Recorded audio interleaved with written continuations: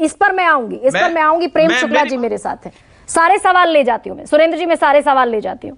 हाँ, प्रेम शुक्ला जी मेरे साथ हैं। प्रेम शुक्ला जी, सारे सवाल घूम फिर कर आ रहे हैं और सबसे बड़ी बात ये कि मैं देश के प्रधानमंत्री के कुछ बयान पढ़ देती हूँ। और देश के प्रधानमंत्री ने कई मौकों पर ये कहा कि फ्री बीज जो है देश की कल्चर के लिए या देश की अर्थव्यवस्था के लिए कितनी घातक है।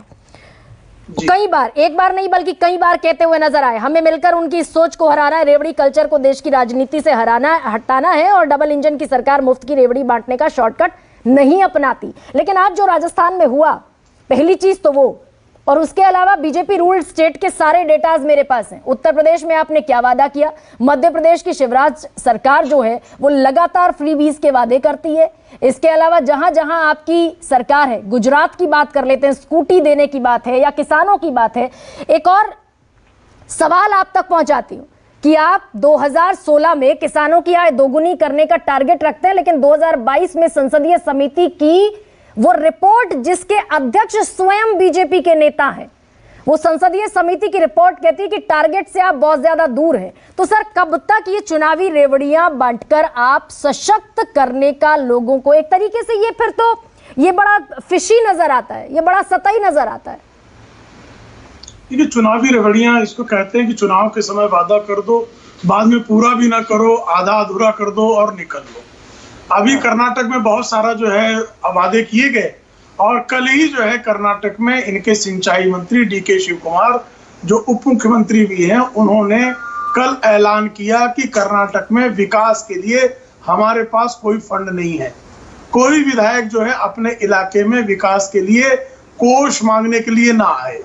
तो आप जो हैं इस तरह के वादे करके जब आप किसी राज्य की अर्थव्यवस्था को पूरी तरह से बिगाड़ लेते हैं, उसके बाद आप केंद्र पर आरोप उछालते हैं। आप राजस्थान में पिछली बार हम सारे किसानों के कर्ज सत्ता में आते ही 10 दिनों में माफ कर देंगे का वादा किया गया और हजारों हजार किसान ऐसे हैं जिनके कर्ज के कारण उनकी जमीनों को जब्त कर लिया गया। संविदा कर्मियों को जो है इन्होंने कहा कि हम जो है स्थायी करेंगे, संविदा कर्मियों को स्थायी नहीं किया गया।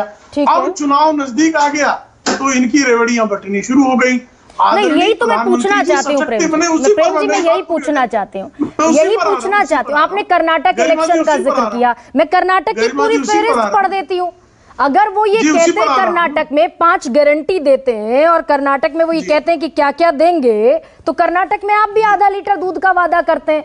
लेकिन क्या केंद्र की सरकार इस बात के प्रति चिंतित है, जो कि प्रधानमंत्री के बयान है, ऑफिशियल रिकॉर्ड्स में बयान है, वो कहते हैं कि भाई चुनावी रेवड़ी नहीं होनी चाहिए, फ्री बीज का कल्चर खत्म होना चाहिए। नहीं, आप गरिमा जी मुझे बताइए, अगर 500 रुपए में सिलेंडर अगर जो है ये राजस्थान में दे सकते हैं तो कर्नाटक में क्यों नहीं दे सकते? इन्हीं की सरकार हिमाचल में क्यों नहीं दे सकते? क्योंकि हिमाचल और कर्नाटक में नई सरकार आई है, अभी वहां चुनाव नजदीक नहीं है। तो ये साफ तौर पर दिखाई देता है कि आप चुनावी दृष्टिकोण से क्या निर्णय ले रहे हैं। आदरणीय प्रधानमंत्री जी के कार्यकाल में 30 लाख करोड़ रुपए सामान्य जनों के खातों में सीधे ट्रांसफर किए गए। अब राजीव गांधी के फार्मूले से अगर इसको देखा जाए, जो श्रीमान राजीव गांधी 1986 में कह रहे थे कि हम केंद्र से 1 रुपए भेजते हैं तो 85 रुपए बीच में जो है वो मध्यस्थ खा जाते हैं, तो उन मध्यस्थों के हिसाब से 25 लाख करोड़ रुपए तो खा जाते।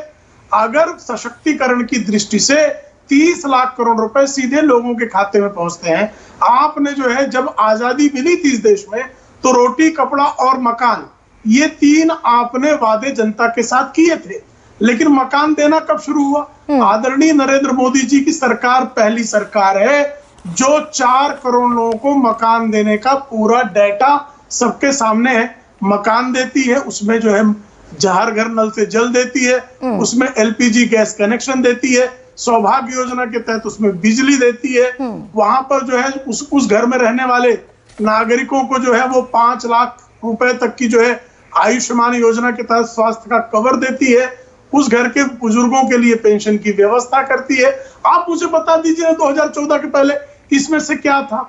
मैं बता देती हूँ प्रेम जी, मैं बता देती हूँ आपको, मैं आंकड़ों से बता देती हूँ आपको। सुकेश जी, मैं एक सेकंड बस, मैं क्योंकि प्रेम जी सवाल पूछ रहे हैं कि 2014 के पहले क्या था, मैं उस पर जवाब दे देती हूँ।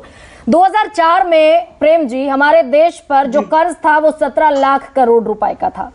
2014 तक ये कर्ज पहुंचा 55 लाख करोड़ का, 2019 तक कर्ज पहुंचा 90 लाख करोड़ का, 2023 तक पहुंचा 155 लाख करोड़ का और 2024 तक अनुमानित है 172 लाख करोड़ का।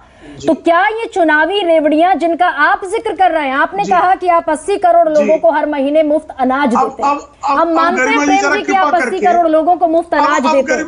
आप गरिमा जी कृपा करके बता दीजिए 2004 में जीडीपी क्या था जी, 2014 में जीडीपी क्या था और 2023 में जीडीपी क्या है जी। 2 ट्रिलियन डॉलर से 3.75 ट्रिलियन डॉलर, 9 वर्षों में 1.75 ट्रिलियन डॉलर इस देश की जीडीपी बढ़ी है, सत्य है कि नहीं है? 2004 में जीडीपी बताइए, फिर मैं बताता हूं। और जब भी हम जो है किसी भी देश में कर्ज देखते हैं तो जीडीपी और डेट रेशियो देखा जाता है, ये सबके सामने है। ठीक है प्रेम जी, अब मैं बेरोजगारी दर पढ़ दूं सर आपके लिए, जीडीपी अब मैं बेरोजगारी दर पढ़ देती हूं आपके लिए। कर लूं मैं। हाँ, आपने जीडीपी का जिक्र किया, अभी आप मेरे देश का ग्रॉस डोमेस्टिक प्रोडक्ट जिसकी आप बात कर रहे हैं, वो परिलक्षित होना चाहिए आम आदमी की जिंदगी के बेटरमेंट में। आम आदमी को रोजगार मिलना चाहिए, आम आदमी को महंगाई से मुक्ति मिलनी चाहिए। आप जीडीपी की अगर बात कर रहे हैं तो मैं बेरोजगारी दर पढ़ देती हूँ सर, अगर आप कहें तो। जी नहीं, पढ़ दीजिए, मैं उसका उत्तर भी दूंगा। जी, हरियाणा में बेरोजगारी दर 26.8% है, जो भयावह है, जो कि डराती है। गुजरात में 1.8% है, राजस्थान में 26.4% है। ये देश की बेरोजगारी दर पढ़ रही हूं सर मैं आपके सामने। जी। अलावा इसके सर बहुत सारी ऐसी रिपोर्ट्स हैं जो ये बताती हैं कि देश की अर्थव्यवस्था कर्ज के चलते, जो कर्ज मैंने पढ़ा कि 2024 तक वो 172 लाख करोड़ का होगा, क्या उस कर्ज की चिंता केंद्र सरकार को नहीं करनी चाहिए? क्या जो तमाम डेटा इसलिए सिर्फ गिना दिए जाते हैं कि हमने ये किया, हमने ये किया और हमने ये किया, क्या उन डेटाज के जरिए हम इस स्थिति से बच सकते हैं कि हम इतने बड़े कर्जदार? डेटा नहीं, फैक्ट है। एक बात और, अब आपने बेरोजगारी की बात की, उस पर एक आपको उत्तर। बेरोजगारी में ईपीएफओ जो है, जो एम्प्लॉइज प्रोविडेंट फंड ऑर्गेनाइजेशन है, वो सबसे, अगर कोई जो है संगठित क्षेत्र में कोई रोजगार पाता है तभी उसका जो है रोजगार देने वाला उसके खाते में पैसा जमा करेगा ईपीएफओ में। 1.5 करोड़ लोगों को ईपीएफओ में अकाउंट में पैसे 22-23 के वित्त वर्ष में जमा हुए और 2014 तक ईपीएफओ अकाउंट में 6.5 करोड़ अकाउंट हुआ करते थे।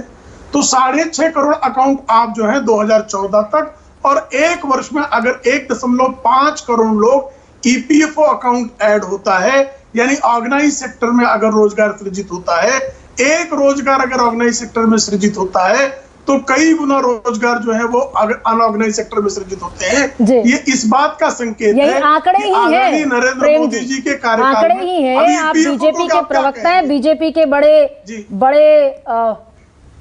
गंभीर प्रवक्ता है और आंकड़े ही हैं सर, आंकड़े ही हैं। लेकिन मैं सुकेश जी को, हाँ ठीक है प्रेम जी बताइएगा। आंकड़े तो वेरिफिएबल आंकड़े हैं। हाँ। मैं जो आंकड़े रख रहा हूँ वेरिफिएबल आंकड़े हैं। इस देश में 2014 तक जो है 22% लोग जो है पॉवर्टी लाइन के नीचे थे, आज 10% के नीचे हो गए। कोरोना के बाद, इस तरह की महामारी आने के बाद एक्सट्रीम पॉवर्टी में जाने वालों की संख्या बढ़नी चाहिए थी। 0.8% एक्सट्रीम पॉवर्टी में लोग हैं। तो हमने गरीबी भी दूर की है, हमने जो है लोगों को मकान दिया, बिजली दी, पानी दिया, गैस दिया और हेल्थ कवर दिया। लेकिन देने की जरूरत पड़ रही है। सुकेश जी मैं आपको लेकर आती हूँ, सुकेश जी आपको लेकर आती हूँ। प्रोफेसर संतोष भी कुछ कहना चाहते हैं। सुकेश जी पहले आप अपनी बात। साथ में प्रेम शुक्ला जी, आपने 81 करोड़ 35 लाख लोगों को 5 किलो अनाज भी दिया।